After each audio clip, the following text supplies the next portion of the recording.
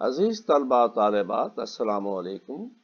اس نشست میں ہم 1940 سے لے کر 1947 تک کے سیاسی حالات و واقعات کا جائزہ لیں گے۔ اس میں ہم اس دور میں جو کانسٹیٹیوشنل ڈیولپمنٹ ہوئی اس کا احاطہ کریں گے۔ پاکستان اور ہندوستان کی تحریک آزادی کا بھی یہ اہم دور ہے، ان کا بھی جائزہ لیا جائے گا۔ یہ ماڈرن ہسٹری کا ایک اہم ٹاپک ہے، اس کے اوپر اہم ٹاپک ہے۔ اس میں ہم کون کون سے سب ٹاپکس ڈسکس کریں گے یا کون کون سے نکات زیر بحث لائیں گے، ان میں سب سے پہلے اس کی بیک گراؤنڈ کیا تھی، دوسرے نمبر پر سیکنڈ ورلڈ وار اس دور میں ہوئی، اس کے اثرات کیا ہوئے، پاکستان ریزولوشن اسی دور میں پاس ہوا، کرپس مشن اس میں آیا جو دستوری تجاویز لے کے آیا تھا، ریول پلان اور شملہ کانفرنس اس دور میں ہوئی، 1946 کا انتخاب عمل میں آیا، 1946 کے انتخاب کا انعقاد ہوا اور کیبنٹ مشن اور اس کے نتیجے میں منسٹریز جو ہیں وہ ہندوستان میں بنی، اور 3 جون منصوبہ جس کے نتیجے میں ہندوستان اور پاکستان دو آزاد اور خود مختار ریاستوں کی حیثیت سے ظہور پذیر ہوئے، اس کا بھی ہم جائزہ لیں گے۔ قرارداد لاہور، قرارداد پاکستان 1940 سے لے کر 1947 تک کے واقعات میں انتہائی اہمیت کی حامل ہے۔ یہ قرارداد 23 مارچ 1940 کو منٹو پارک، جسے آج کل مینار پاکستان کہا جاتا ہے، لاہور میں پاس ہوئی۔ اس اجلاس کی آل انڈیا مسلم لیگ کا اجلاس تھا۔ آل انڈیا مسلم لیگ کے اس اجلاس کی صدارت قائد اعظم محمد علی جناح نے فرمائی۔ قرارداد فضل حق صاحب نے پیش کی، اس کو سیکنڈ چودھری خلیق الزمان نے کیا، اس کے بعد راجہ ظفر الحق اور عیسیٰ خان اور دیگر مسلم رہنماؤں نے اس کو سپورٹ کیا۔ اس قرارداد کے 4 اہم پہلو ہیں۔ سب سے پہلی بات یہ ہے کہ this session of the All India Muslim League emphatically reiterates that the scheme of federation embodied in the Government of India Act 1935 is totally unsuited to and unworkable in the peculiar conditions of this country and is altogether unacceptable to Muslims of India۔ تو سب سے پہلی چیز یہ، اس سے قبل جو ہے وہ مسلمان کانسٹیٹیوشنل گارنٹیز کی بات کرتے تھے، کانسٹیٹیوشنل سیکورٹیز کے خواہاں تھے۔ متحدہ ہندوستان میں کانسٹیٹیوشنل گارنٹیز اور سیکورٹی کے مطالبہ کرتے تھے، لیکن 1935 کے ایکٹ کے نتیجے میں جو 1937 سے لے کر 1939 تک کانگریس کی وزارتیں رہیں، انہوں نے یہ ثابت کر دیا، ان کے رویے نے یہ ثابت کیا کہ صرف کانسٹیٹیوشنل گارنٹیز جو ہیں ناکافی ہوں گی، اور کیونکہ اس میں مسلمانوں کی تہذیب و ثقافت کو پہ غلبہ حاصل کرنے اور اپنی تہذیب و ثقافت کو نافذ کرنے کی کوشش کی گئی۔ اس بنیاد پر جب 1939 میں اور کوئی بھی ڈیموکریٹک یا مذہبی حقوق وہ پامال کیے گئے، دینے کے لیے تیار نہیں تھے۔ اس پر 1939 میں جب کانگریس نے وزارتوں سے استعفیٰ دیا تو مسلم لیگ نے اس پر یوم نجات منایا، اور اس کے بعد وہ اس نتیجے پر پہنچے کہ ان کے مفادات کا تحفظ، ان کے مذہب اور ثقافت تہذیب کا تحفظ صرف اور صرف الگ ریاست میں ہو سکتا ہے، اس کے علاوہ ممکن نہیں ہے۔ اس لیے اس قرارداد کا دوسرا پہلو یہ تھا کہ جہاں جہاں مسلمان نومیریکلی اکثریت میں ہیں اور وہاں پہ مسلمانوں کے لیے الگ ریاستیں قائم کی جائیں یا الگ ریاست قائم کی جائے۔ یہاں پہ لفظ اسٹیٹس کا ہے کیونکہ یہ تھرو پروسیس اس میں آگے بڑھے ہیں، اور اس کے بعد مسلمانوں کا قائد اعظم کا مطالبہ صرف ایک ریاست کا تھا کہ وہ پاکستان کی شکل میں دی جائے۔ تو یہ سب سے پہلی بنیاد تھی جو آل انڈیا مسلم لیگ کے پلیٹ فارم سے پوری قرارداد، اگرچہ اس سے پہلے ورکنگ کمیٹیز میں ذکر ہو چکے تھے، لیکن یہ قرارداد پیش کی گئی اور الگ ریاست کا مطالبہ کر دیا گیا۔ اب مسئلہ یہ تھا کہ جو منورٹیز دونوں ریاستوں میں رہ جائیں گی ان کا کیا ہوگا۔ تو اس کے لیے یہ کیا گیا کہ ہر ریاست میں جو بھی منورٹی ہوگی ان کے cultural, economic, political, administrative, religious مفادات کا تحفظ جو ہے، رائٹس کا تحفظ جو ہے، ان سے کنسلٹ کرنے کے بعد جو ہے ان کے مفادات کا تحفظ یقینی بنایا جائے گا۔ اور اس کے بعد یہ بھی فیصلہ ہوا کہ ان دونوں اصولوں کو یعنی بلکہ تینوں اصولوں کو، پہلی بات یہ کہ کانسٹیٹیوشنل گارنٹیز ناکافی ہیں، دوسری بات الگ ریاست قائم کی جائے، تیسری بات جو ہے جو منارٹیز ہوں گی جس ریاست میں ہوں گی ان کے مفادات کا اور حقوق کا تحفظ کیا جائے۔ ان اصولوں کو گزند پہنچائے بغیر ورکنگ کمیٹی اتھرائز ہے کہ وہ مذاکرات کرے اور مختلف کانسٹیٹیوشنل معاملات کو وہ جس طرح چاہے ٹیکل کرے۔ تو اس طریقے یہ قرارداد پاکستان تھی۔ اس کے بعد کانسٹیٹیوشنل ڈیولپمنٹ میں جو اہم واقعہ ہوا وہ کرپس مشن ہے۔ تو کرپس مشن 1942 میں ہندوستان میں آیا۔ عزیز طلبہ و طالبات، کرپس مشن 1942 کے اوپر گفتگو کریں گے۔ یہ مشن 1942 میں ہندوستان میں آیا۔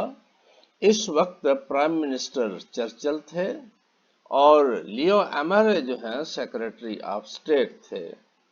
کرپس جو تھے وہ سینئر منسٹر تھے اور ہندوستان کے وائسرائے اس وقت لارڈ لنتھگو تھے۔ یہ مشن 22 مارچ سے لے کر 12 اپریل تک یہاں رہا اور دلی میں اس کے مذاکرات ہوتے رہے۔ تو اس وقت جو اہم اس میں ہم جو چیزیں جو پہلو دیکھیں گے، نمبر 1 اس میں امپورٹنٹ ایکٹرز کون تھے، نمبر 2 انٹرنل پریشرز اور ایکسٹرنل شاکس کون سے تھے جنہوں نے حکومت برطانیہ کو یہ مشن ہندوستان میں بھیجنے پر مجبور کیا۔ تیسرے نمبر پر ہم یہ دیکھیں گے کہ اس مشن کے آبجیکٹوز کیا تھے، مقاصد کیا تھے، اور چوتھے نمبر پر ہم یہ دیکھیں گے کہ تجاویز کیا انہوں نے دی، اور 5ویں نمبر پر ہم دیکھیں گے کہ یہ مشن فیل کیوں ہو گیا، ناکام کیوں ہو گیا، کیونکہ اس مشن کے بعد ہندوستان میں کوئٹ انڈیا موومنٹ چلی۔ تو یہ ہم سب سے پہلے ہم یہ دیکھتے ہیں کہ اس کے اہم ایکٹرز کون کون سے تھے۔ اس کا سب سے اہم ایکٹر برٹش گورنمنٹ تھی، اور دوسرا اہم ایکٹر اس کا انڈین نیشنل کانگریس تھی، تیسرا آل انڈیا مسلم لیگ، چوتھا پرنسلی اسٹیٹس، جیسا کہ آپ جانتے ہیں کہ جب ہندوستان اور پاکستان آزاد ہوئے تو اس وقت ہندوستان کی آزاد اور خود مختار ریاستوں کی تعداد 520 سے بھی زیادہ تھی۔ تو اس کا نیکسٹ ایکٹر جو تھا وہ مختلف کمیونٹیز تھی، جس میں سکھ تھے، ہریجن تھے، دلت تھے، بدھ تھے، کرسچن تھے، یورپین نیاد تھے، تو یہ اس میں تھے۔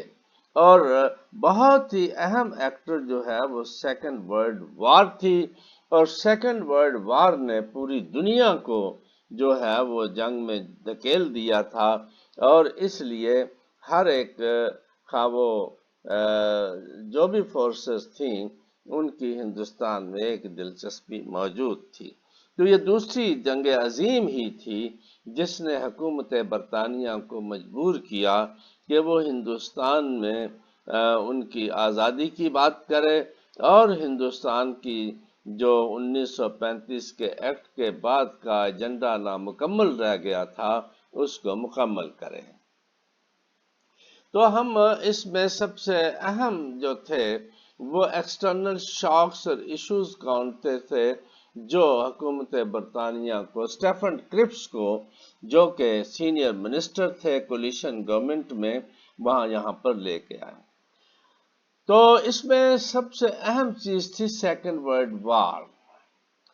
دوسری جنگ عظیم شروع ہو چکی تھی اور اس جنگ عظیم میں جاپان جو ہے وہ سنگاپور پہ، ملایا پہ، برما پہ اور پرل ہاربر تک جو ہے وہ حملے کر رہا تھا اور بمبارمنٹ کر رہا تھا۔ برما جو ہے اس پہ کافی بمبارمنٹ ہو چکی تھی اور اس بات کا خدشہ تھا کہ جاپان جو ہے وہ ہندوستان کو بھی اپنا نشانہ بنائے یا ہندوستان کو اپنے ساتھ ملائے۔ حکومت برطانیہ جو ہے ان حالات میں اس بات کی خواہش مند تھی کہ وہ ہند کو، ہندوستانیوں کو وہ اپنے ساتھ جنگ میں ہندوستانیوں کی سپورٹ لے۔ اور یہ یاد رہے کہ جو حکومت برطانیہ کے سپاہی تھے ان کی بہت بڑی تعداد جو تھی وہ ہندوستان سے تھی اور بالخصوص پنجاب سے تھی۔ تو ہندوستان ان کی سپورٹ حاصل کرنا چاہتا تھا، برطانیہ ان کی سپورٹ حاصل کرنا چاہتا تھا۔ اور اس میں ایک اہم پہلو یہ بھی تھا کہ برٹش کے جو الائڈ تھے، U S A, U S S R, China, انہوں نے فورسٹ کیا برٹن کو کہ ہندوستان کی مدد حاصل کرے، سپورٹ حاصل کرے۔ ایکسٹرنل شاکس تھے۔ انٹرنل پریشر کون کون سے تھے ہندوستان پہ؟ تو اس میں سب سے پہلی اور اہم بات یہ تھی کہ ہندوستان میں 20ویں صدی جو تھی اس میں آزادی کی تحریک نے سر اٹھانا شروع کر دیا تھا۔ 1935 کا ایکٹ دیا گیا تو 1935 کے ایکٹ کا جو صوبائی حصہ تھا اس حصے کو نافذ کر دیا گیا۔ 1937 میں انتخابات ہوئے اور ان انتخابات کے نتیجے میں صوبائی حکومتیں معرض وجود میں آ چکی تھیں۔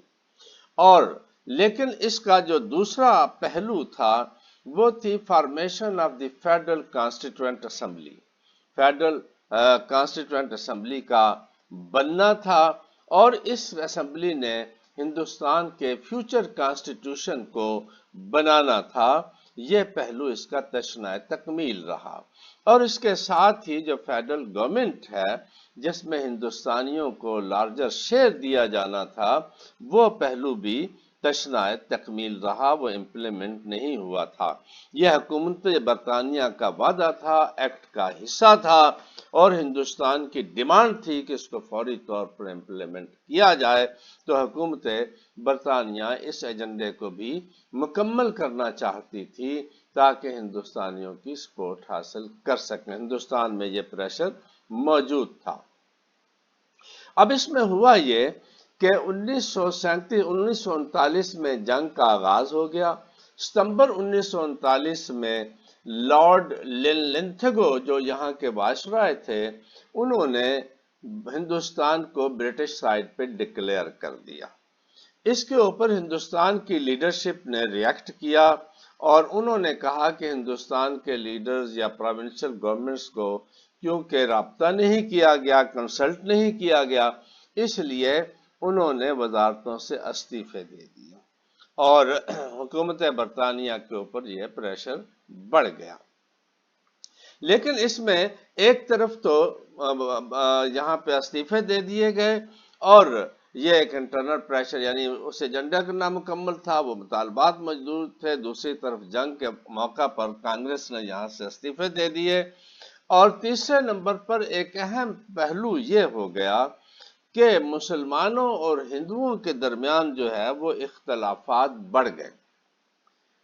تو 1937 سے 1939 تک کی جو منسٹریز تھیں ان کے رویے نے مسلمانوں کو مجبور کیا کہ اور یہ مسلمانوں نے سوچنا شروع کر دیا کہ شاید متحدہ ہندوستان میں ان کے لیے ان کے مفادات کا تحفظ نہیں ہو سکتا، اس لیے انہیں الگ مملکت کی ضرورت ہے۔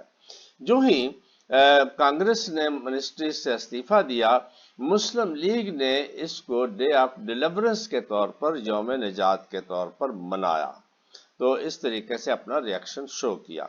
1940 میں 23 مارچ 1940 کو آل انڈیا مسلم لیگ نے ایک سٹینڈ لے لیا کہ انہیں ایک الگ ریاست کی ضرورت ہے۔ تو عزیز طلبہ طالبات، یہ وہ حالات تھے جن میں کرپس مشن یہاں پہ آیا۔ اب کرپس مشن کے آبجیکٹو کیا تھے، مقاصد کیا تھے، ان کو ہم دیکھتے ہیں۔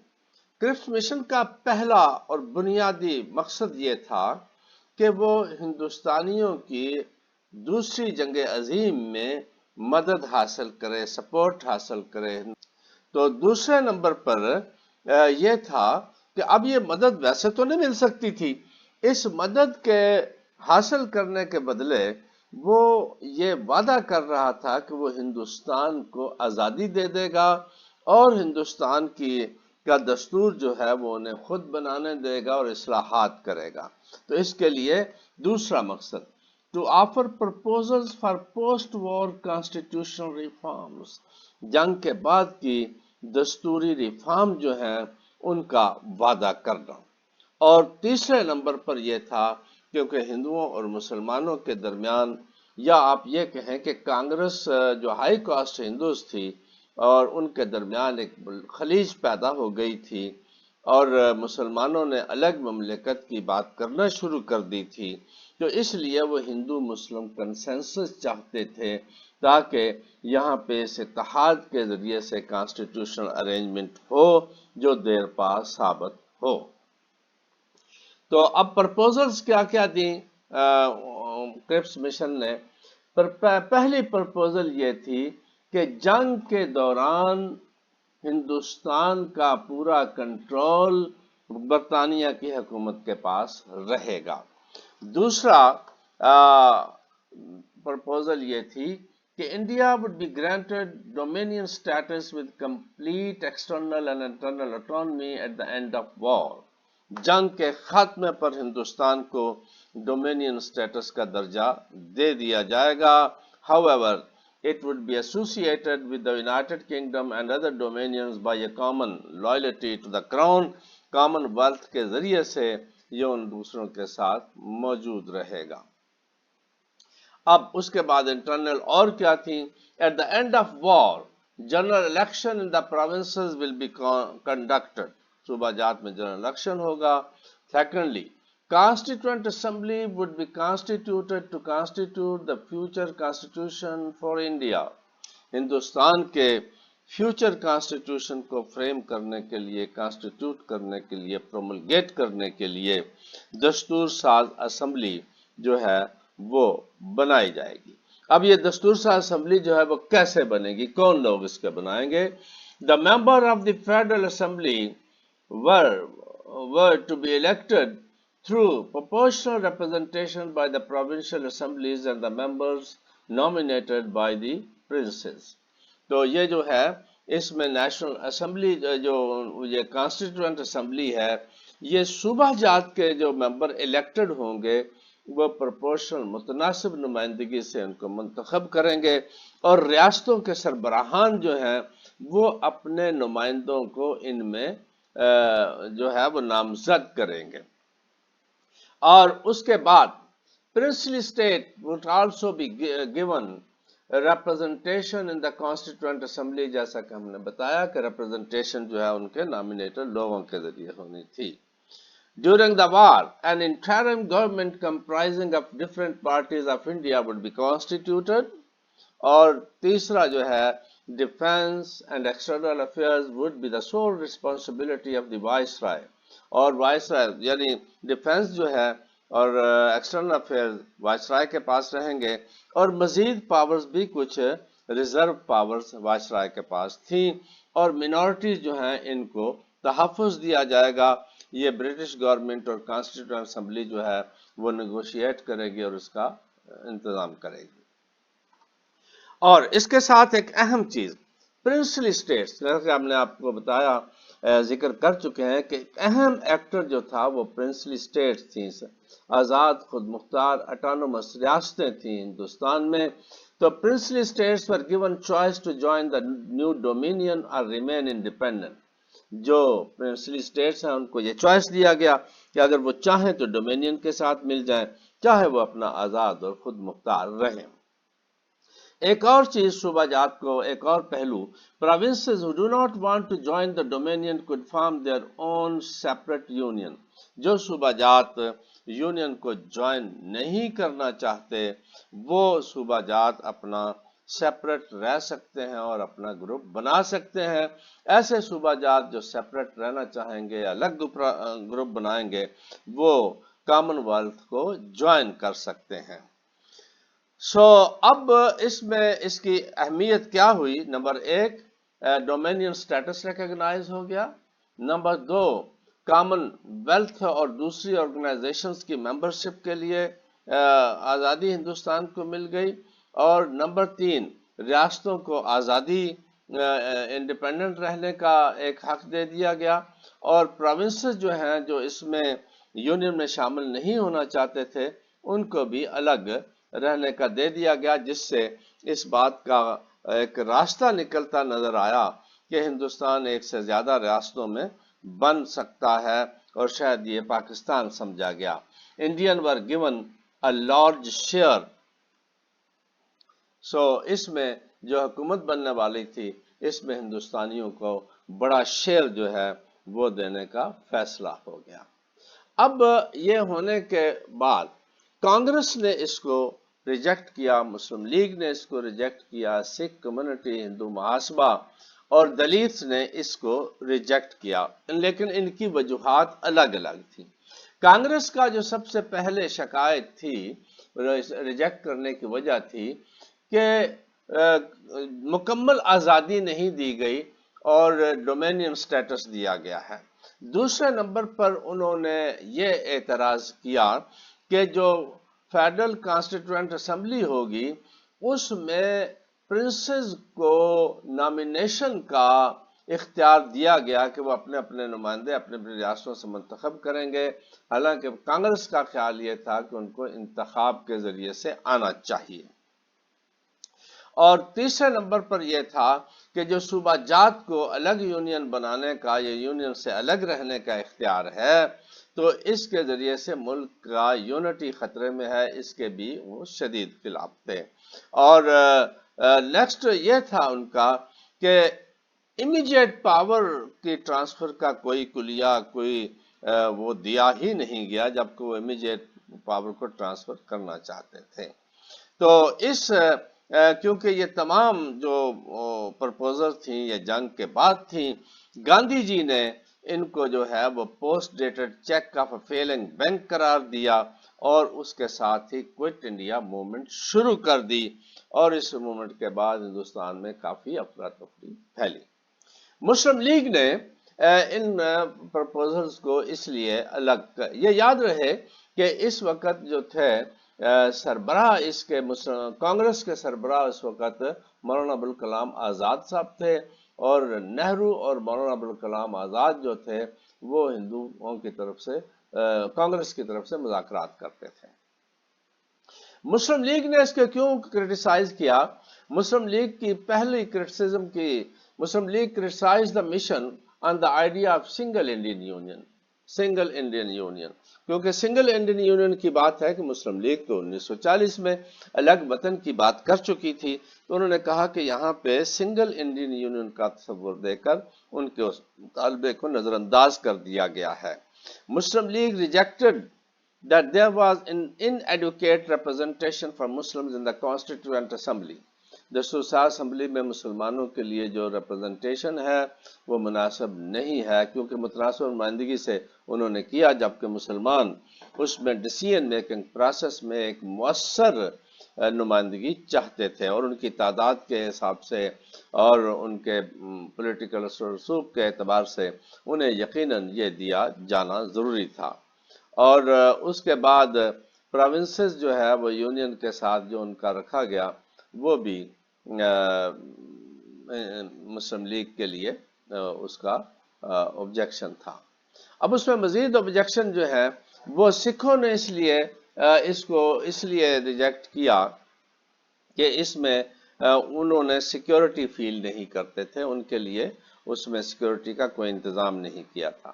ہندو محاسبہ جو ہے انہوں نے اس کو، کیونکہ وہ ایک متشدد جماعت تھی، انہوں نے اس کو اس لیے ریجیکٹ کیا کہ جو صوبہ جات کو آزاد رہنے کا اختیار دیا گیا ہے اس سے پاکستان کا راستہ کھل جائے گا، اس لیے ہم اسے نہیں مانتے۔ دلت اور ڈپریسڈ کلاسز جو تھی انہوں نے بھی اس کو ریجیکٹ کیا، اور اس کی وجہ یہ تھی کہ ان کے لیے کوئی نئی چیز رکھی ہی نہیں گئی۔ دلت سب سے، اور ڈپریسڈ کلاسز جو تھی یہ سب سے زیادہ تعداد ان کی تھی، سب سے زیادہ، اب بھی ہندوستان میں سب سے زیادہ تعداد انہی کی ہے۔ انہوں نے کہا کہ ڈیموکریٹک اصولوں کے مطابق جو سب سے بڑی تعداد ہے ان کی آزادی اور ان کے حقوق کا تحفظ، جو کہ وہاں پہ پسے ہوئے لوگ ہیں ان کے حقوق کے تحفظ کے لیے کسی قسم کا کوئی فارمولہ اس میں موجود نہیں تھا، اس لیے دلت اور ڈپریسڈ کلاسز نے اس کو شدت، جیسا کہ ہم پہلے ذکر کر چکے ہیں کہ یہ آپ کی ادر کمیونٹیز جو تھیں، یہ سکھ تھے، دلت تھے، ہریجن تھے، کرسچنز تھے، یورپین یہ تھے، بہت سی اور آسامی تھے، تو ان کے کو تحفظ نہیں دیا گیا تھا۔ اب ہم دیکھتے ہیں کہ اس کے، یہ تو اعتراضات تھے سب کے، اس کے فیل ہونے کی وجوہات کیا تھیں۔ تو نمبر ایک تو کیونکہ اس کے بعد بڑے ہنگامے شروع ہو گئے اور ملک میں افراتفری پیدا ہو گئی اور آزادی کی تحریک میں شدت پیدا ہو گئی، تو پہلی بات یہ تھی اس کے نہ ہونے میں کہ برطانیہ کی حکومت پاور کو ٹرانسفر نہیں کرنا چاہتی تھی۔ All of the promises offered were to be fulfilled after the war. جتنے وعدے تھے وہ جنگ کے بعد ہونا طے پائے تھے، یہ ہندوستانیوں کے لیے قابل قبول نہیں تھی۔ گاندھی نے اسے ڈیفالٹ بینک کا چیک قرار دیا اور کوئٹ انڈیا موومنٹ جاری کر دی۔ اور اس میں مزید ایک اور اہم بات یہ تھی کہ جو لارڈ لنتھگو وائسرائے تھے اور ایمری جو اس وقت سیکرٹری آف اسٹیٹ تھے اور نہرو، یہ لوگ بھی جو ہے اس کو سبوتاژ کرنے میں اپنا ایک رول ادا کر رہے تھے۔ ویول پلان اور شملہ کانفرنس جو 1945 میں منعقد ہوئی اس پر گفتگو کریں گے۔ اس میں ہم یہ دیکھیں گے حکومت برطانیہ پر ایکسٹرنل شاکس کیا تھے، انٹرنل پریشرز کیا تھے، اور وہ کون سے مقاصد تھے جن کے لیے ویول پلان جو ہے وہ دیا گیا، اور پرپوزلز کیا تھیں، تجاویز کیا تھیں، اور وہ کون سی وجوہات تھیں جس کی بنیاد پر یہ منصوبہ کامیاب نہ ہو سکا۔ کیونکہ جنگ جو ہے، سیکنڈ ورلڈ وار جو ہے، اس نے برطانیہ کے during and after the Second World War, the British Empire encountered with significant politico-economic and social challenges. تو حکومت برطانیہ کو اہم سیاسی، معاشی اور سماجی چیلنجز کا سامنا تھا، اور برطانیہ نے یہ محسوس کیا یا پرسیو کر لیا تھا کہ اس وقت ان کو اپنی کالونیز پر راج کرنا مشکل ہو جائے گا، اور ہندوستان اس میں ایکسیپشن نہیں تھی، کالونیل نظام کو قائم رکھنا مشکل ہوگا۔ اس کے ساتھ ہی ایکسٹرنل طور پر جو الائڈ تھے وہ بھی حکومت برطانیہ پر دباؤ ڈال رہے تھے کہ آزادی کی تحریکوں کو وہ ان ممالک کو آزاد کرنے کی طرف قدم اٹھائے۔ اسی طرح میجر پاورز جو ہے، بہت بڑی چینج آ رہی تھی، دنیا کا ورلڈ آرڈر بدل رہا تھا، میجر پاور سے world order by polar system کی دہلیز پر کھڑا تھا، میجر پاورز کا پیراڈائم جو ہے وہ شفٹ ہو رہا تھا بائی پولر سسٹم کی طرف۔ امریکہ ایک بڑی طاقت اور کانٹیننٹل پاور کے طور پر آگے آ رہا تھا، یو ایس ایس آر جو ہے اس کا اپنا ایک آئیڈیالوجیکل فورس تھی اور وہ بھی آگے بڑھنا چاہتا تھا۔ تو بہرحال بائی پولر سسٹم جو ڈیموکریسی اور کمیونزم کے درمیان ایک کولڈ وار تھی، اس کا آغاز ہو رہا تھا۔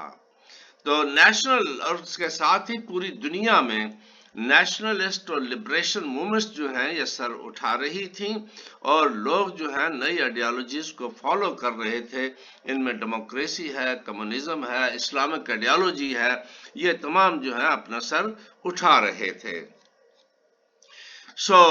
اور ساتھ ہی انڈیا کے اندر بھی تحریک جو ہے جو 1857 سے شروع تھی، 20ویں صدی میں اس کو تقویت ملی اور سیکنڈ ورلڈ وار میں اس کو مہمیز ملی، وہ بھی سامنے آ گئی تھی اور یہ بھی ایک مسئلہ موجود تھا. اب ہم دیکھتے ہیں کہ حکومت برطانیہ پر وہ انٹرنل پریشرز کون سے تھے جن کی بنیاد پر وہ ویبل پلان کے ذریعے سے یہاں پر سیلف رول اور ایک حکومت قائم، انٹرم گورنمنٹ قائم کرنا چاہتے تھے. انٹرنل پریشرز میں ایکچولی جو کرپس مشن سے پہلے کے پریشر تھے وہ تمام اسی طرح موجود تھے.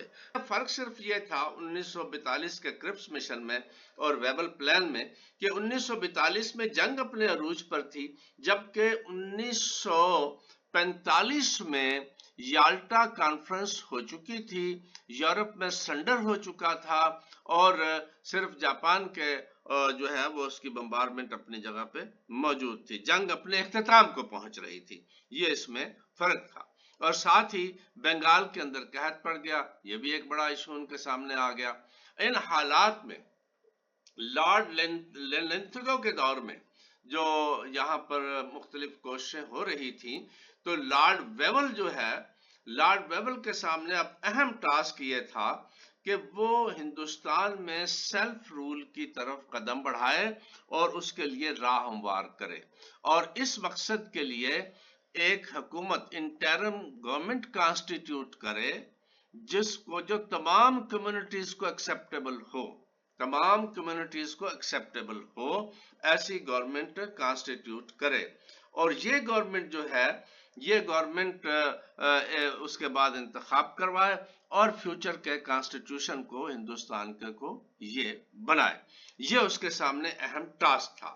اس مقصد کے حصول کے لیے لارڈ ویبل نے آتے ہی تمام جو ہندوستانی لیڈرشپ جیل میں تھی، گاندھی تھے، نہرو تھے، سردار پٹیل تھے، مولانا ابوالکلام آزاد، بہت سے لیڈر جیلوں میں تھے، ان تمام کو انہوں نے آزاد کر دیا. تو لارڈ ویبل نے یہاں پہ 1945 میں اپنا ایک منصوبہ یہاں پہ ڈسکشن کے بعد بنایا اپنی بیوروکریسی اور اس کے بعد 1945 میں وہ لندن اس منصوبے کو حکومت سے ڈسکس کرنے کے لیے گئے. تو لندن میں سیکرٹری آف اسٹیٹ اور دیگر ملاقاتوں کے بعد واپسی پر انہوں نے 25 جون 1945 کو شملہ کانفرنس جو ہے یہ طلب کی. تو شملہ کانفرنس کا مقصد اس منصوبے کو ہندوستانی لیڈرشپ کے ساتھ ڈسکس کرنا اور ان کا اعتماد حاصل کرنا اور اس کو قابل عمل بنانا تھا. تو شملہ کانفرنس 25 جون 1945 کو ہی، اور اس میں مولانا ابوالکلام آزاد اس وقت کانگریس کے پریزیڈنٹ تھے اور قائد اعظم محمد علی جناح، گاندھی، پٹیل اور دیگر 21 لیڈرز نے اس میں شرکت کی. اور یہ جو کانفرنس تھی اس میں جو پرپوزلز آئیں، تجاویز آئیں، وہ یہ تھی. Number 1، viceroy executive council was to be reconstituted. Viceroy کی ایگزیکٹو کونسل ری کانسٹیٹیوٹ کی جائے گی. All members to be Indian except the Viceroy and Commander-in-Chief. Commander-in-Chief اور وائسرائے کے علاوہ تمام انڈین جو ہے وہ تمام ممبر انڈین ہوں گے.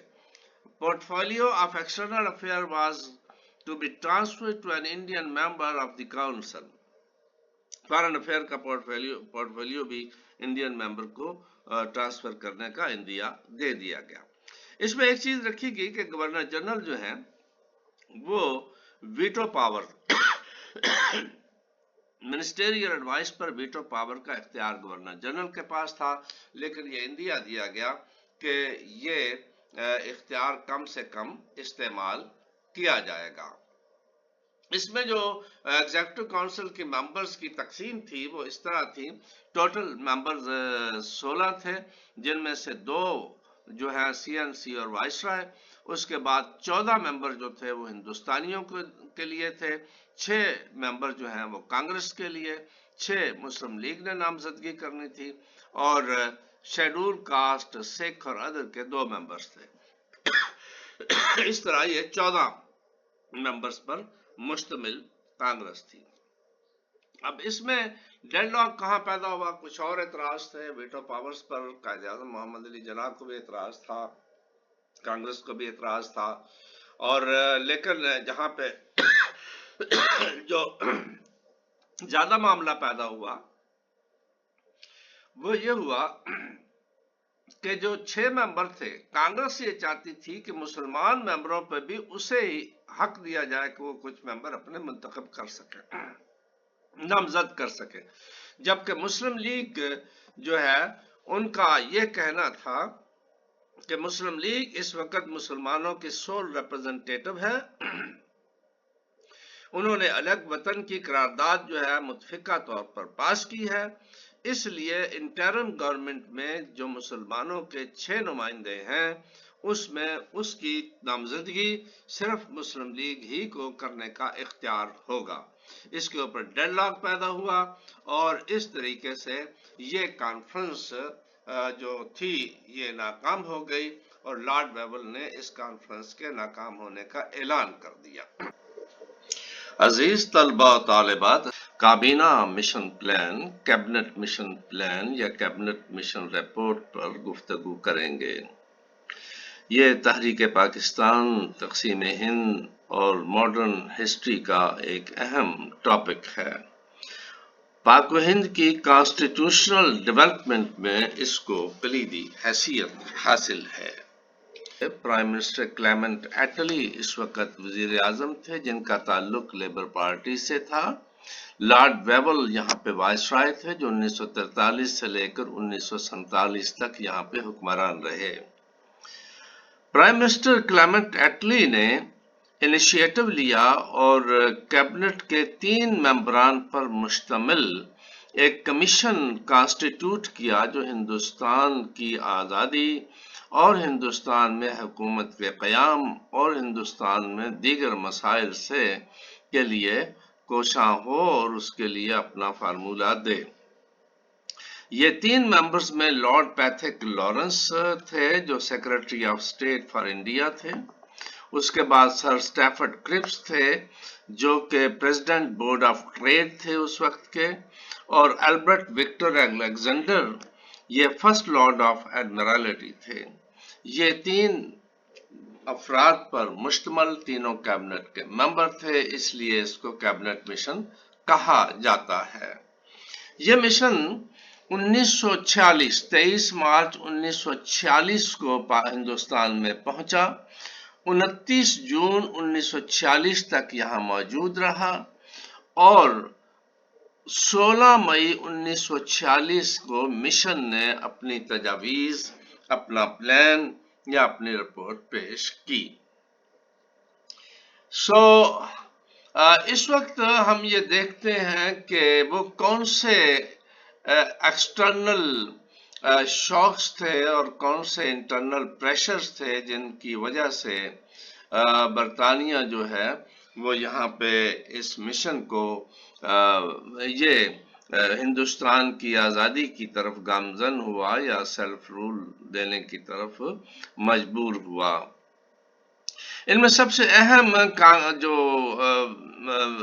ایکٹرز تھے یا ویریبلز تھے ان میں انڈین نیشنل کانگریس تھی، آل انڈیا مسلم لیگ تھی جو مسلمانوں کی ریپرزنٹیشن کرتی تھی، آل انڈیا کانگریس جو ہے یہ ہائی کاسٹ ہندوز اور ان کی نمائندہ جماعت تھی، جبکہ کانگریس کو تمام کمیونٹیز کے نمائندہ ہونے کا دعویدار تھی۔ پرنسلی اسٹیٹس تھی، یہ بہت بڑا علاقہ یہاں پہ موجود تھا۔ ہندوستان اور پاکستان جب معرض وجود میں آئے تو 520 سے زیادہ آزاد اور خود مختار ریاستیں یہاں پر موجود تھیں۔ یہ ایک بڑا اہم ایکٹر تھا جن کے مستقبل کو ڈیسائیڈ کرنا تھا۔ कम्युनिटीज थी जिनमें सिख थे, हरिजन, बुद्ध, क्रिश्चियन, यूरोपियन। जैसा कि आप जानते हैं कि Hindustan multi religion, multi civilisation, multi cultural, multi linguistic society है। This is a land of heterogeneous people. और यहाँ पे कम्युनिटीज कोई इस तरह नहीं थी कि जो छोटी थी, इनकी तादाद बहुत बड़ा शेर था, बिलखुसूस मुसलमान जो थे एक बहुत बड़ी तादाद में यहाँ पे मौजूद थे। इस खित्ते के हुक्मरान रह चुके थे। हिंदुस्तान की ज्यादा जमीनों पर उनकी मलकियत थी। और आइडियोलॉजिकल फ्रीडम मूवमेंट हिंदुस्तान में नजरियाती और आजादी की तहरीक जो थी वो अपने अरूज पर पहुंच चुकी थी। इसमें और फिर एक अहम इलेक्शन 1946 जो है वो इस वक्त हो गया था। 1946 के इंतखाबात में ये हुआ कि मुख्तलिफ, जिसको हम आगे जाकर बताते हैं, कि जिसमें नुमाइंदगी जो है वो खुलकर सामने आ गई थी और हुकूमत के लिए इसमें उनसे मुज़ाकरात करना आसान था। इंटरनेशनल प्रेशर्स कौन कौन से थे? इंटरनेशनल प्रेशर सबसे अहम ये कि दूसरी जंग अजीम खत्म हो चुकी थी और दूसरी जंग अजीम खत्म होने के बाद एक नया जहान नौ पैदा हो रहा था। और दूसरे नंबर पर यहाँ पर आइडियोलॉजिकल और फ्रीडम मूवमेंट्स, नजरियाती और आज़ादी की तहरीकें जो हैं वो पूरी दुनिया में अंगड़ाई ले रही थीं। और हर मुल्क में, हर खित्ते में नेशनलिज्म की बुनियाद पर, डेमोक्रेसी की बुनियाद पर, रिलीजन की बुनियाद पर आज़ादी की तहरीकें जो हैं वो नजरियाती तहरीकें, कम्युनिज्म, सोशलिज्म, जमहूरियत, ये जो है वो जन्म ले रही थी। और ये वो दौर शुरू हो चुका था जिसमें कम्युनिज्म और जमहूरियत दोनों एक दूसरे के मुद्दे मुकाबिल आके खड़े हो गए थे। दुनिया में नया वर्ल्ड ऑर्डर, जो कि पहले मेजर पावर्स का दुनिया थी जिसमें बरतानिया बड़ा डोमिनेट करता था, दूसरी जंग अजीम के खात्मे ने इस सारे सिस्टम को बदल दिया और न्यू वर्ल्ड ऑर्डर पैदा होना शुरू हो गया और दुनिया बाइपोलर सिस्टम की तरफ जा रही थी। और जो इसके बाद कोल्ड वार का और बाइपोलर सिस्टम का एक अरसा तक पैराडाइम रहा। बहरहाल ये वो सूरत हाल थी कि जिसमें वहां पे हिंदुस्तान के अंदर ये मिशन, ये प्रेशर थे हुकूमत बरतानिया पर। क्रिप्स मिशन इससे पहले फेल हो चुका था। सर स्टैफर्ड क्रिप्स उसके हेड थे, वो दोबारा इस मिशन में मौजूद थे। लेकिन क्रिप्स मिशन में हालात तो उसी तरह थे, बल्कि आज़ादी की तहरीकें ज्यादा शिद्दत से हो गई थी। हुकूमत बरतानिया कमजोर पड़ गई थी, रूस और अमेरिका मैदान में आ चुके थे और जमहूरियत की तहरीकों को अमेरिकन और as a leader of democracy उसने प्रोटेक्ट करना शुरू कर दिया था। और रशिया ने जंग के बाद वापस जाने से इनकार कर दिया था और proletariat all over the world का नारा लेकर आगे बढ़ रहा था। तो एक तरफ तो ये दूसरी जंग अजीम खत्म हो चुकी थी। क्रिप्स मिशन के फेल होने की वजह यह भी थी कि हिंदुस्तान की लीडरशिप ने कहा था कि आप हमें सब वादे जंग के बाद के हैं और एक ऐसे बैंक का चेक दे रहे हैं जो कि दिवालिया हो चुका है। ये गांधी जी ने कहा था और उसके साथ ही कायद-ए-आज़म मोहम्मद अली जिन्ना, दीगर लोग, उन्होंने उस मिशन को तस्लीम नहीं किया था। अब चेंज एक तो ये आ गई कि दूसरी जंग अजीम खत्म हो गई थी और एक बहुत बड़ी चेंज ये आई कि इस वक्त 1946 के इंतखाबात हो गए। ये 1946 के इंतखाबात जो हुए, इसकी सूरत हाल ये थी, प्रोविंशियल नशिस्तें टोटल 1585 थी। कांग्रेस ने 923 सीटें जीत ली और 58% ऑफ टोटल सीटों का ले लिया। मुस्लिम लीग ने 425 नशिस्तें जीती, ये 26.8% था और टोटल वोट का जो मुस्लिम वोट जो थे उनका 87% ये था। اب اس سے ایک چیز واضح ہو گئی تھی کہ مسلم لیگ جو ہے وہ مسلم نمائندگی کے سول ریپرزنٹیٹو کے طور پر آگے آ چکی تھی۔ 1946 کے انتخابات نے مسلم لیگ نے یہ نعرہ لگایا تھا کہ وہ الگ سلطنت چاہتے ہیں، مسلم ہے تو مسلم لیگ میں آؤ، اور مسلم لیگ کی 1940 کی قرارداد جس میں الگ ریاست کا تھا، مسلمانوں نے اس کے اوپر مہر تصدیق ثبت کر دی تھی۔ مسلم لیگ مسلمانوں کی لارجسٹ پارٹی کی حیثیت سے آگے بڑھی۔ اس کے علاوہ 1946 کے انتخاب میں اقالی دل کی 2 نشستیں تھیں، آل انڈیا مسلم لیگ کی جو مرکز میں تھیں وہ 30 تھیں، یورپین کی 8 نشستیں تھیں، انڈیپینڈنٹ 5 تھے، انڈین نیشنل کانگریس 57 تھیں اور ٹوٹل الیکٹڈ 102 تھے۔ یہ 1946 کے انتخاب میں جو دسمبر 1945 اور جنوری 1946 میں ہوا، 1946 کے انتخاب میں یہ صورتحال ہمارے سامنے آئی۔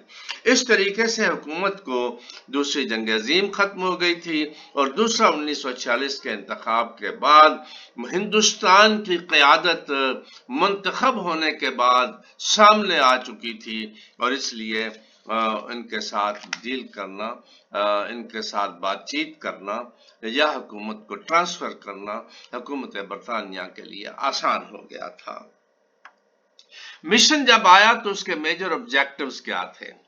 Number 1، to seek out an agreement between the Indian political parties and leadership on framing of a constitution and for transfer of power to political leaders of India. Number 2, to constitute a constitution-making body that would be responsible for framing a constitution for India. Number 3, to establish an executive council with the help and support of major political parties for the interim period. Number 3, independence of India and to preserve India's unity while granting independence. Or India should continue with British as neo-colonial state and remain part of the democratic camp through Commonwealth. یہ وہ بنیادی objectives تھے ان کے mission کے سامنے، یعنی ایک کوئی ایسا ایگریمنٹ جو ہے انڈین پولیٹیکل پارٹیز اور لیڈرز کے درمیان فریم کرنا کہ جس سے کانسٹیٹیوشن کی جو فریمنگ جس سے کانسٹیٹیوشن فریمنگ میں مدد ملے اور transfer of power Indian political leaders کو وہ ہو سکے۔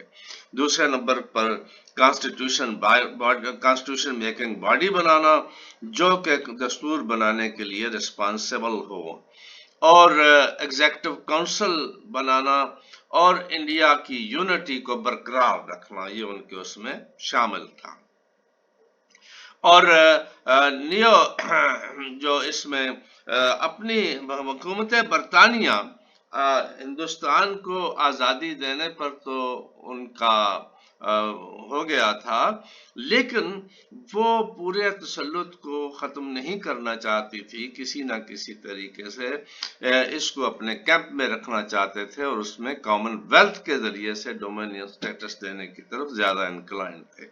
اور ان سب میں بنیادی چیز یہ تھی کہ یہاں پہ جو کمیونل فیکشنز ہیں، سیکشنز ہیں، ان کے درمیان ایگریمنٹ پیدا کرنا اور ان کو منورٹیز کے رائٹ کو گارنٹی کرنا اور تحفظ کرنا، یہ ان کے اس میں شامل تھا۔ اب ہم دیکھتے ہیں کہ کیبنٹ مشن کی پلان کے کون کون سے اہم نکات تھے۔ کیبنٹ مشن پلان جو ہے اس کے جو رپورٹ تھی وہ 9 صفحات پر تقریباً مشتمل تھی اور تقریباً 24 پوائنٹ تھے۔ تو اس رپورٹ میں اور ان پوائنٹس میں انہوں نے بہت سی چیزیں ہندوستان کی سویلائزیشن کو، کلچر کو، مختلف کمیونٹیز کو ڈسکس کیا، اور پاپولیشن کی جو ہے اس کو بھی انہوں نے ڈسکس کیا، اور انہوں نے اس بات کا اظہار کیا کہ ہندوستان کے اندر پاپولیشن مسلمز اور ادر کمیونٹیز اس طریقے سے پھیلی ہوئی ہیں کہ اس بنیاد پر ہم ان کو پورا صوبہ پنجاب کی دی، یعنی اگر وہ صوبہ پنجاب اور دیگر اس پہ پاکستان بنا بھی دیں تو 20 ملین لوگ جو ہیں وہ ریسٹ آف انڈیا میں مسلمان رہ جائیں گے۔ یہ اس قسم کی بہت سے انہوں نے دلائل دیے، بہت سے دلائل اس میں تھے۔ بہرحال انہوں نے جو سب سے اہم ترین اس کا تھا وہ پوائنٹ نمبر 15 ہے۔ پوائنٹ نمبر 15 جو ہے یہ ہندوستان کے فیوچر کانسٹیٹیوشن کے لیے بنیادیں فراہم کرتا تھا۔ تو یہ اس کے 6 جو ہیں وہ سب پوائنٹس تھے پوائنٹ نمبر 15 کے، اور پوائنٹ نمبر 15 جو ہے یہ 2 حصوں پر مشتمل تھا۔ Number 1 short term plan, number 2 long term plan. جہاں تک شارٹ ٹرم پلان ہے تو شارٹ ٹرم پلان میں formation of an interim government کا قیام تھا۔ The cabinet mission proposed to set up an interim government at the center which would function until the new constitution was drafted by the Constituent Assembly. Constituent Assembly کے تک جو ہے وہ جب تک وہ دستور بنا لے گی یہ انٹرم کا کانسٹیٹیوشن موجود رہے گا۔ تو اس کے جو تھے اس میں جو مشن کی طرف سے آیا وہ تھا 3 ٹیئر سسٹم دیا۔ نمبر 1 فیڈریشن، آل انڈیا یونین ہوا وہ ایک فیڈریشن ہوگی جس کے پاس ڈیفنس، فارن افیئرز، کمیونیکیشن اور فائنانس کے محکمے ہوں گے۔ فائنانس کے بارے میں اگرچہ انہوں نے کہا کہ اپنے نظام کو چلانے کے لیے وہ فائنانس کو ان کے پاس رہے گی۔ اس کے بعد 3 ٹیئر فیڈریشن اور اس کے بعد گروپ سسٹم تھا، ABC، یہ 3 گروپ اس میں بنائے گئے، اور at the end of the leader تھے وہ پروونسز تھے، اور پروونشل اور اس کے بعد پرنسلی اسٹیٹ تھی۔ فیڈریشن کے پاس ڈیفنس، فارن افیئرز، کمیونیکیشن اور فائنانس کے محکمے تھے۔ گروپ جو تھے ABC ان کے پاس لمیٹڈ اٹانومی تھی، لمیٹڈ پاور تھی، ان کے پاس بہت زیادہ پاورز نہیں تھیں۔ however اگر کوئی گروپ چاہے تو اپنا الگ سے کانسٹیٹیوشن بھی بنا سکتا تھا۔ Provinces, all powers including residuary powers were vested in the provinces، وہ صرف provinces کو دی گئیں۔ پرنسلی اسٹیٹ جو ہیں وہ اپنے اٹانومی کو برقرار رکھ سکتی تھیں اور وہ یہ اس میں دیا گیا۔ اب یہ جو 3 ٹیئر سسٹم میں گروپ دیے گئے ان کی تفصیل اس طرح تھی، ان کا گروپوں کا grouping of provinces was based on religious majority پہ یہ بیس کرتے تھے۔ Group A north west India پہ یہ مشتمل تھا۔ یہ آپ نقشہ دیکھ رہے ہیں، اس نقشے میں جو یہ گرین رنگ ہے یہ گروپ اے ہے، اور یہ گروپ بی ہے، یہ لائٹ گرین رنگ، اور یہ جو ریڈ سرخ رنگ ہے یہ گروپ سی ہے، اور جو یہ یلو کلر ہے یہ پرنسلی اسٹیٹ کا رنگ ہے، یہ والا یلو کلر۔ سو اس میں گروپ سی اور group of A B C تھے۔ Group A north west India پر مشتمل تھا۔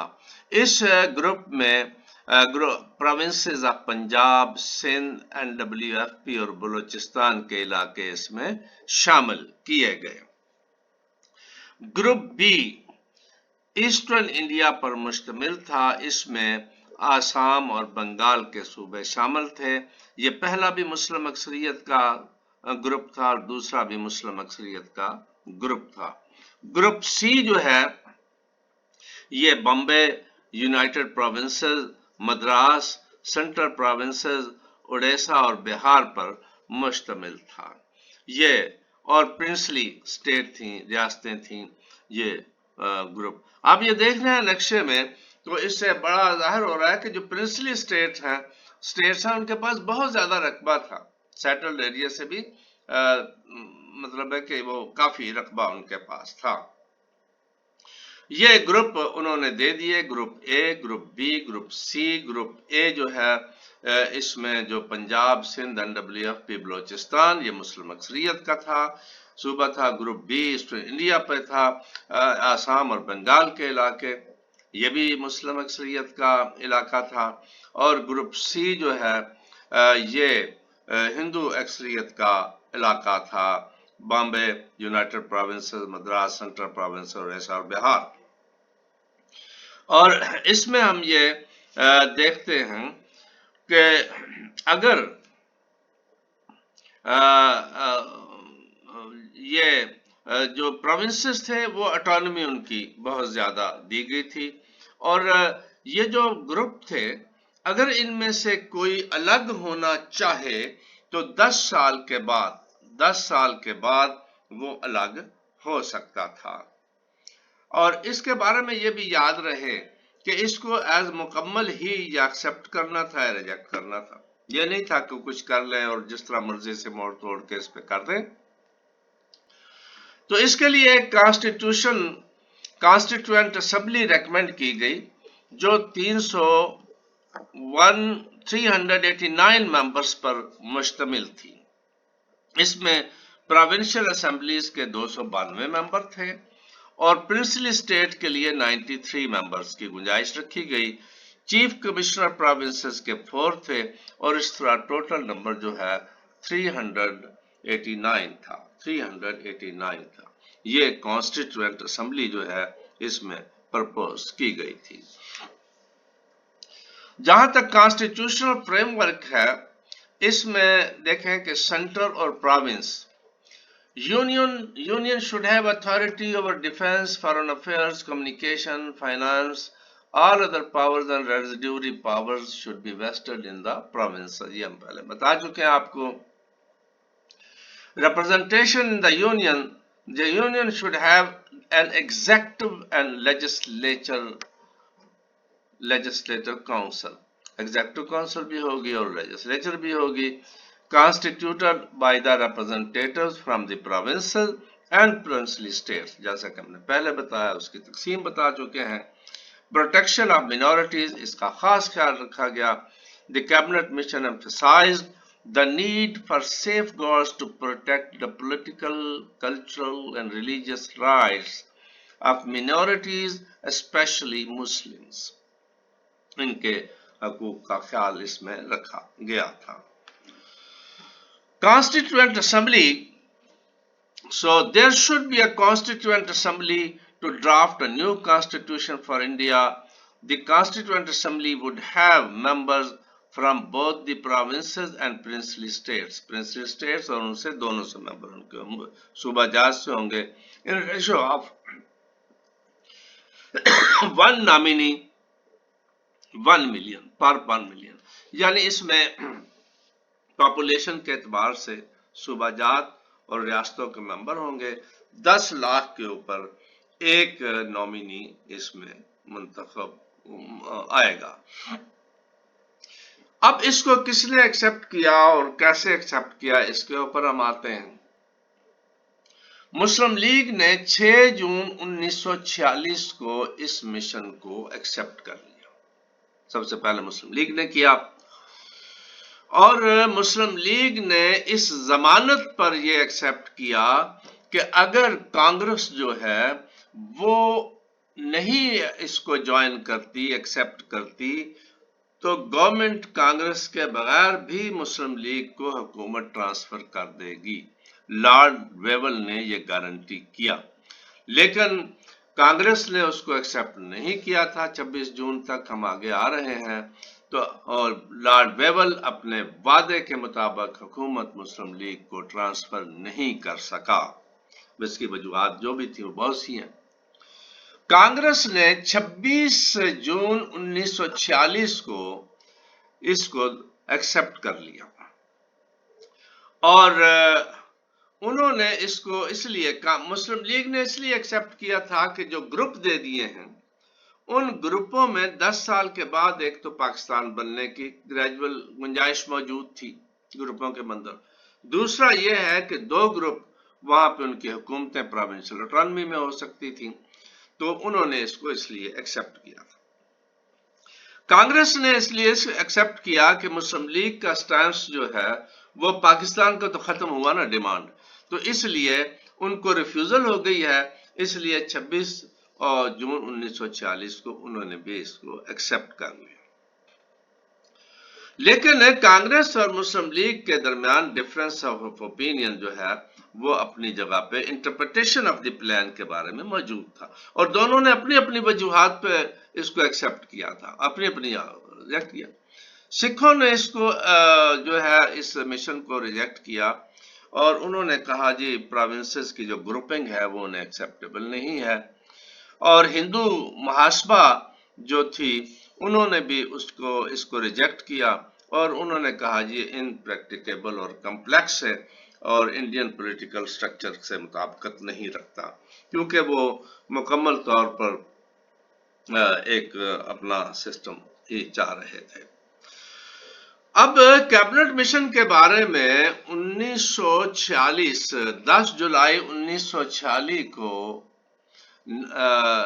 نہرو صاحب نے ایک تقریر فرمائی.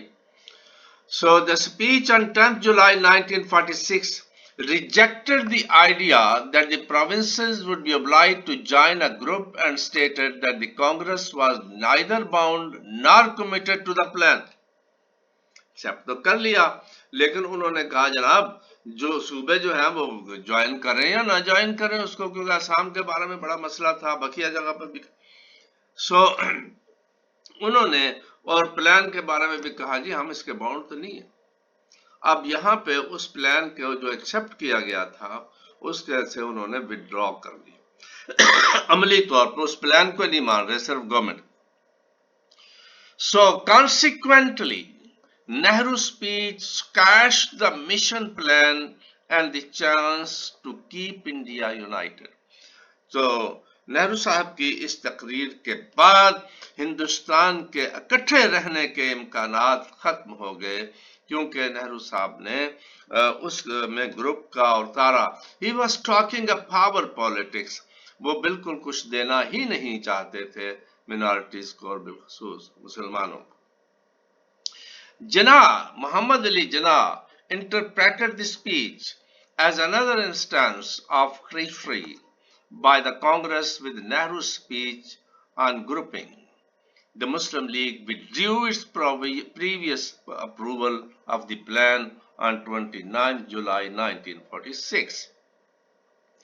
کیونکہ گروپ سے ہی وہ مکر گئے تھے, نہرو اکثریت ان کی تھی, تو اس کے بعد وہ جو مرضی کر سکتے تھے, تو اس لیے قائد اعظم محمد علی جناح نے پرسیو کیا کہ وہ گروپوں کا اور تمام جو ہے وہ چیزیں ختم ہو رہی ہیں, اس لیے انہوں نے وڈرا کیا اور اپنے دوسرے اس کے اوپر جو پاکستان اور پاکستان کے لیے انہوں نے کوشش شروع کر.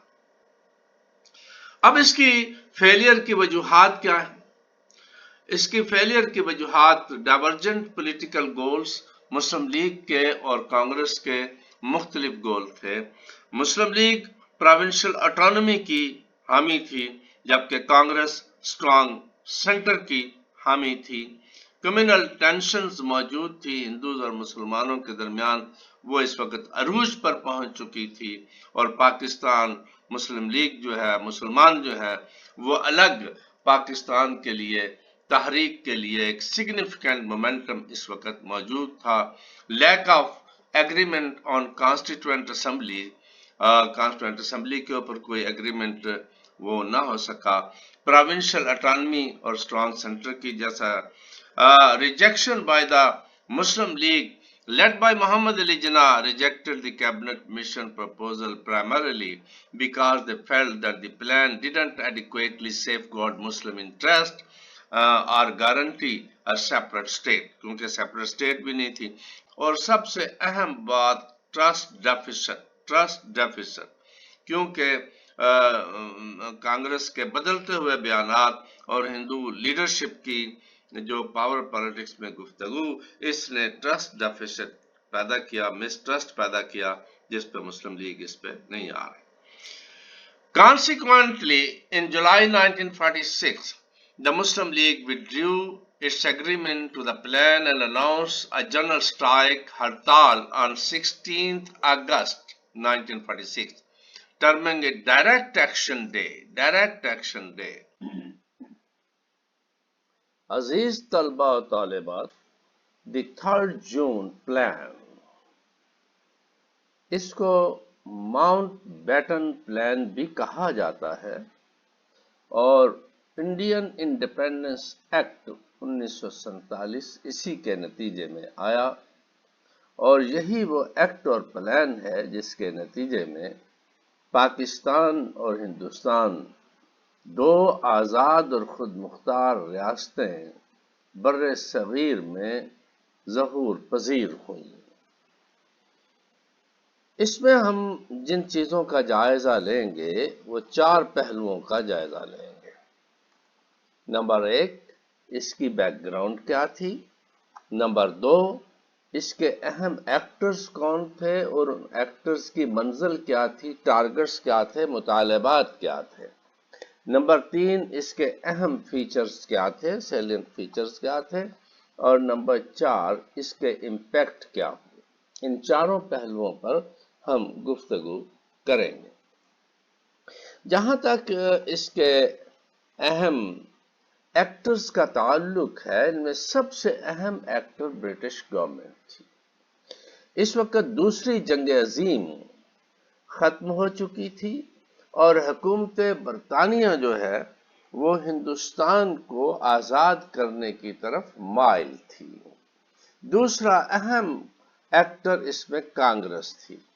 کانگریس ہائی کاسٹ کے ہندوؤں پر مشتمل تھی، نیشنلسٹ بھی اس میں موجود تھے، اور اس کی ڈیمانڈ یونائٹڈ ہندوستان تھا۔ یہ یونائٹڈ ہندوستان کے حامی تھے۔ تیسرا اہم ایکٹر مسلم لیگ تھا۔ مسلم لیگ جو ہے یہ جدانہ الگ اور آزاد اور خود مختار مسلم ریاست کے لیے کوشاں تھی، اور مسلم لیگ جو ہے اس وقت کے ویکر سیکشن آف سوسائٹی کی بھی نمائندگی کرتی تھی اور منورٹیز کے لیے خصوصی حقوق کی علمبردار تھی۔ اس کے بعد سکھ منورٹیز، ہریجن، یعنی یہ وہ اقوام تھیں یا وہ گروپ تھے، کمیونٹیز تھیں کہ جن کی ایک معقول تعداد موجود تھی، ان کا اپنا کلچر تھا، اپنا مذہب تھا، اور ہریجن یہ جیسا کہ آپ جانتے ہیں کہ ہندو کمیونٹی میں ذات پات کی تقسیم تھی، اور جہاں تک شودر ہیں وہ ایک ڈاؤن ٹروڈن طبقہ ہیں، وہ لوگ بھی جمہوریت کے پھل سے مستفیض ہونا چاہتے تھے۔ ان کی لیڈرشپ موجود تھی، لیکن یہ بذات خود اتنی بیداری ان میں موجود نہیں تھی۔ اس سلسلے میں 1940 سے لے کر 1947 تک کا 1947 تک کا جو دور ہے وہ بہت اہمیت کا حامل ہے۔ اس میں ان مسائل کے حل کے لیے، ان کی ڈیمانڈز کو اکوموڈیٹ کرنے کے لیے کرپس مشن آیا، کیبنٹ مشن آیا، اور اسی دور میں 3rd جون پلان آیا۔ یہ یاد رہے کہ 1946 میں انتخابات عمل میں آئے۔ 1935 کا ایکٹ اس وقت جو تھا وہ نافذ تھا، اور 1946 کے انتخابات میں مسلم لیگ مسلم نشستوں پر جیت گئی، جو اس بات کا اظہار تھا کہ مسلم جو ہیں وہ اپنی الگ ریاست کے قیام کے لیے کوشاں ہیں۔ جو تجاویز آئیں یہ کرپس مشن تھا، کیبنٹ مشن تھا، اور 3rd جون پلان تھا فائنلی، جس کے تحت پاکستان اور ہندوستان کی 2 ریاستیں وجود میں آئیں۔ اب اس کی بیک گراؤنڈ یہ تھی کہ یہاں پر ہندوستان میں تقسیم یا آزادی کا فیصلہ ہندوستان حکومت برطانیہ کر چکی تھی۔ انہوں نے ماؤنٹ بیٹن کو یہاں پر اس مقصد کے لیے وائسرائے بنا کے بھیجا۔ لارڈ ماؤنٹ بیٹن جو ہیں انہوں نے اپنا منصوبہ بنایا۔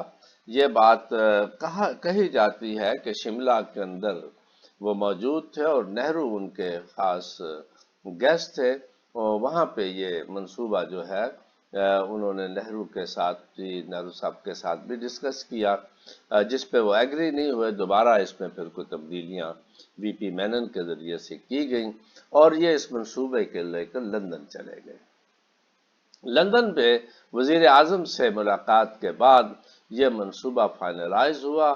31 مئی کو وہ لندن سے واپس آئے، اور 2 جون کو انہوں نے یہاں پر ایک میٹنگ کال کی، اور جس میں 7 انڈین لیڈرز جو ہیں وہ 2 جون کو وائسرائے لارڈ ماؤنٹ بیٹن کے ساتھ ملے۔ ان میں سے نہرو، پٹیل، کرپلانی، اور اس کے بعد قائد اعظم محمد علی جناح، لیاقت علی خان نشتر، یہ مسلم لیگ کی طرف سے تھے، اور بلدیو سنگھ اس میں موجود تھے۔ یہ 3 کانگریس سے اور 3 مسلم لیگ سے، اور بلدیو سنگھ اس میں موجود تھے۔ تو 3 جون کو اس منصوبے کو اناؤنس کیا گیا ان لیڈرز کے ساتھ اپروول کے بعد۔ لارڈ ماؤنٹ بیٹن نے اس کو منصوبے کو اناؤنس کیا، اور 3 جون کو اناؤنس ہوا تھا، اسی لیے اس کو 3 جون پلان بھی کہا جاتا ہے۔ 3 جون 1947 میں یہ ہوا تھا، اس لیے اس کو 3 جون پلان بھی کہا جاتا ہے۔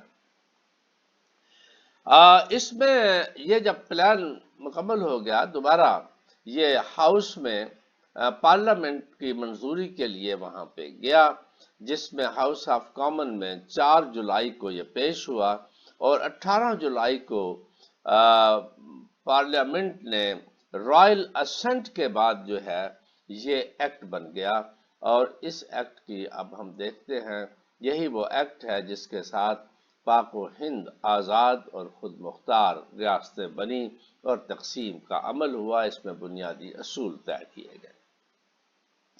تو یہ ایکٹ جو ہے ایکچولی گورنر جنرل اور پرائم منسٹر جو اس وقت کلیمنٹ ایٹلی تھے، ان دونوں کی کوششوں سے، یا ان دونوں کے ذہنی اختراع تھی، اور اس کو representative of the national Congress, Muslim league اور دیگر کمیونٹی کی بھی حمایت حاصل تھی۔ اس کے اہم جو پروویژنز ہیں، پہلی پروویژن، یہ the first provision British India will be divided into 2 sovereign dominions of Pakistan and India۔ یہ پہلی اس کی پروویژن تھی کہ ہندوستان جو ہے وہ پاکستان اور ہندوستان 2 ڈومینینز میں تقسیم ہو جائے گا۔ The dominions can form their own government with effect from August 15, 1947۔ یہ دونوں ڈومینین جو ہیں وہ اگست سے 15 سے اپنے کام کا آغاز کر سکتے ہیں۔ یہ یاد رہے کہ جو پارٹیشن پروسیس تھا وہ ایکٹ کے تحت یہ 22 جون 1948 تک 1 سال کے لیے تھا، لیکن اس کو شارٹ کر دیا گیا، اور یہ صرف 27-28 دن میں یہ کام تقسیم کا مکمل ہوا، جس میں ہم بعد پہ آتے ہیں۔ اس کی دوسری پروویژن جو تھی وہ یہ تھی the province of Bengal and Punjab will be divided between 2 newly created countries۔ دونوں ممالک میں بنگال اور پنجاب کی تقسیم ہوگی، اور اس تقسیم کو اس انداز سے کیا گیا کہ صوبہ پنجاب اور Bengal the provincial legislative assemblies of Punjab and Bengal were to meet in 2 groups, that is Muslim majority district and non-Muslim majority districts. If any of the 2 decided in favor of the division of the province, then the Governor General would appoint a boundary commission to demarcate the boundaries of the province on the basis of ascertaining the contiguous majority areas of the Muslim and non-Muslims۔ یعنی دونوں صوبوں کے جو مسلم اکثریت کے members ہیں وہ بھی الگ اکٹھے ہوں گے، اور نان مسلم کے الگ، اور ان میں سے ایک بھی کہتا ہے تو وہ صوبہ جو ہے اس کی تقسیم ہو جائے گی۔ لیجسلیٹو اسمبلی سندھ، اس کے لیے یہ کہا گیا کہ یورپین ممبرز کو نکالنے کے بعد وہ اسمبلی اپنے فیوچر کو ڈیسائیڈ کرے گی کہ وہ موجودہ ایگزسٹنگ دستور ساز کے ساتھ رہنا چاہتے ہیں، یا نیو جو پاکستان کی دستور ساز بن رہی ہے اس کے ساتھ رہنا چاہتے ہیں۔ North western frontier, north western frontier کے لیے ریفرنڈم کا اصول طے کیا گیا اور 1946 کے انتخاب کی اسمبلی کا جو الیکٹورل کالج تھا اسی الیکٹورل کالج کو اس کی بیس بنا کے ریفرنڈم کیا گیا۔ بلوچستان کو آپشن جو ہے وہ اس کو بھی اپنا آپشن دینے کے لیے اوپینین کے لیے کہا گیا۔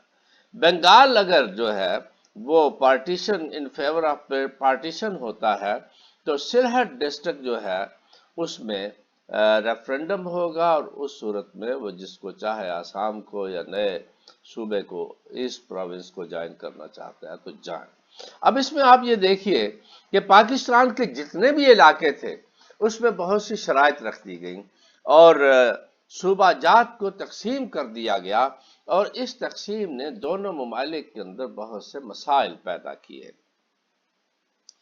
تو اس پروویژن کی اہم ترین شکوں میں سے یہ تھا کہ third provision the office of the governor general will be established in newly formed countries۔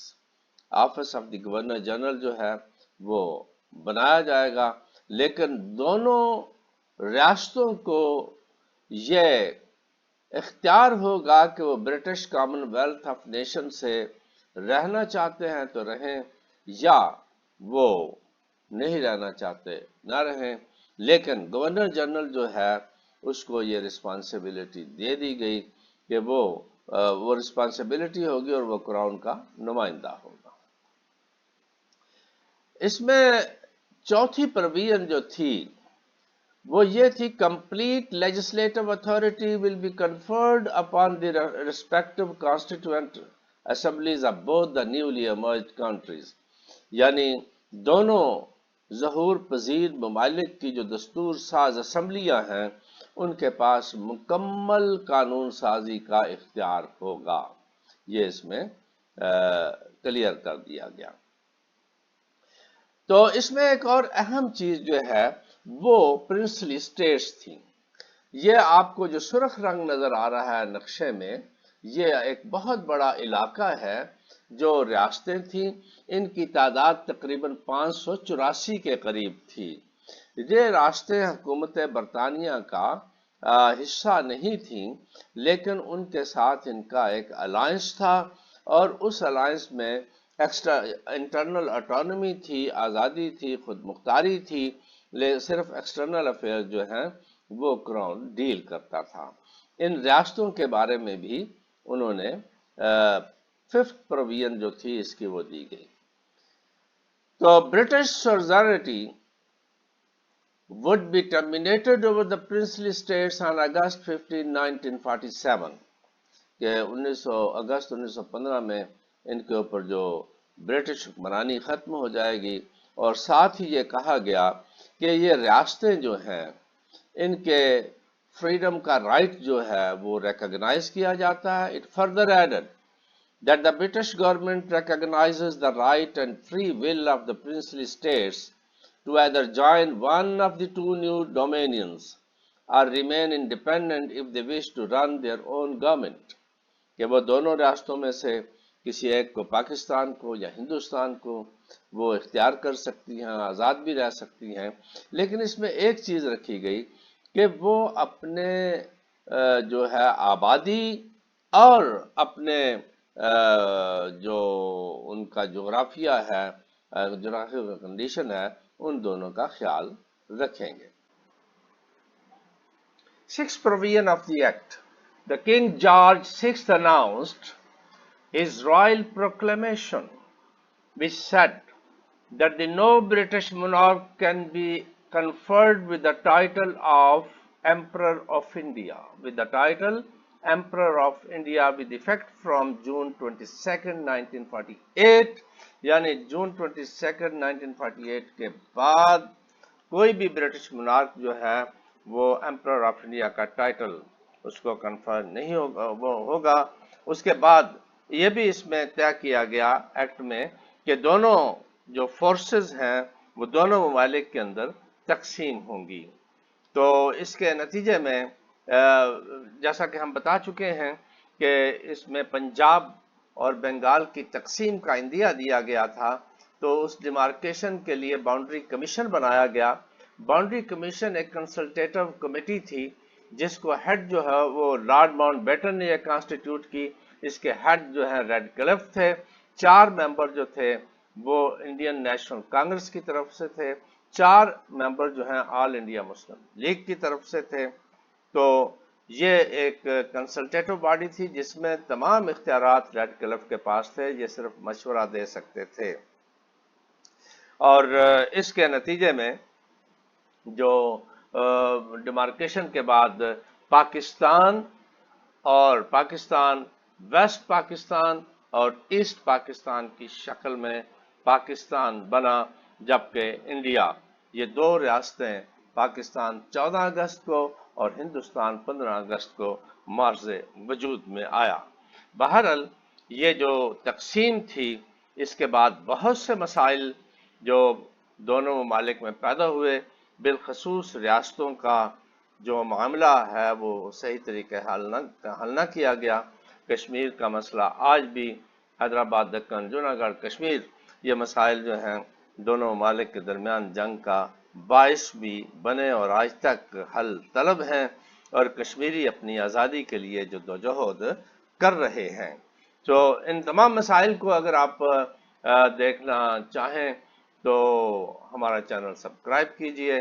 Pakistan کے ارلی مسائل جو ہیں ان میں آپ دیکھ سکتے ہیں 1909، 1919 اور 1935 کے ایکٹ، نہرو رپورٹ، قائد اعظم کے 14 نکات. ان تمام تفصیلات کو دیکھنا چاہیے.